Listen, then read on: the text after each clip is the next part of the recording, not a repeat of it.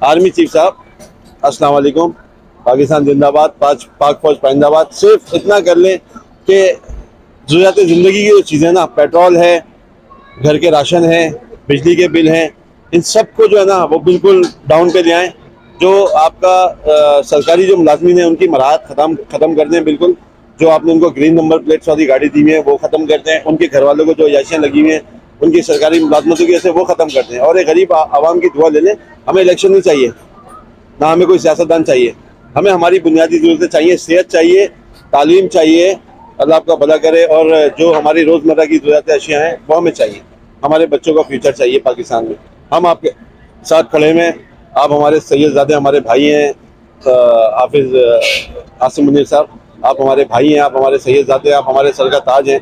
हमें कोई सियासतदान, कोई इलेक्शन नहीं चाहिए। बस हमारी रिक्वेस्ट है कि आवाम की ज़रूरत पूरी हो जाए, लोगों की जो है ना बुनियादी ज़रूरतें पूरी हो जाए।